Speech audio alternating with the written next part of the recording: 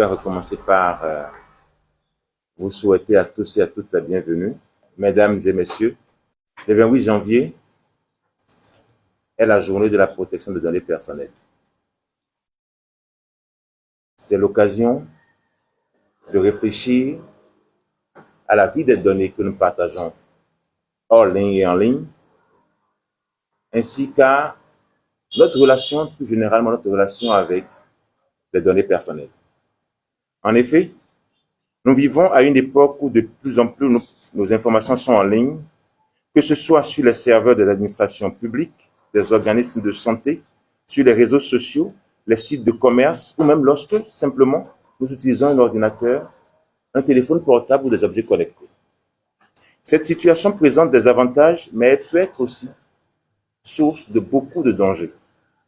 Et nous devons prendre les mesures nécessaires pour protéger nos données personnelles.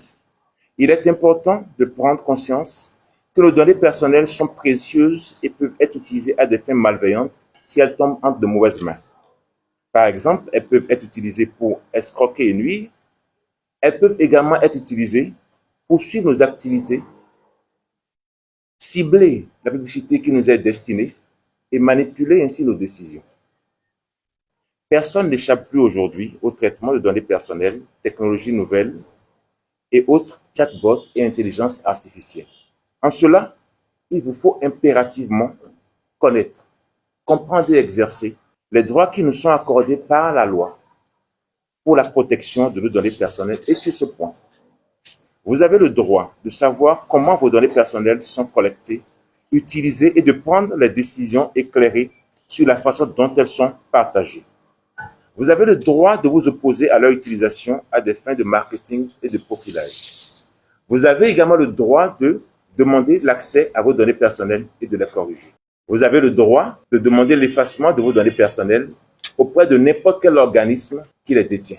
Si vous avez des questions et des préoccupations sur la façon dont vos données personnelles sont utilisées, n'hésitez pas à contacter le responsable de la protection des données personnelles de l'organisme qui les détient et ensuite de saisir l'autorité de protection des données personnelles.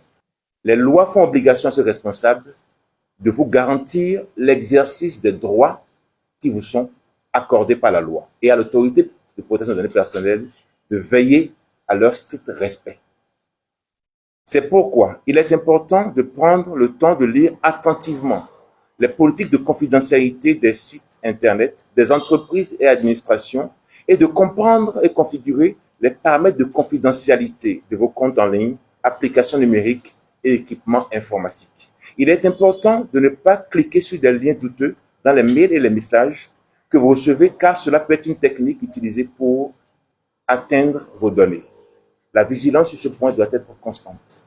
Il est important également de protéger vos données personnelles en utilisant des mots de passe forts sur vos comptes, dans les réseaux sociaux, sur vos comptes messages et en utilisant des sites Internet sécurisés.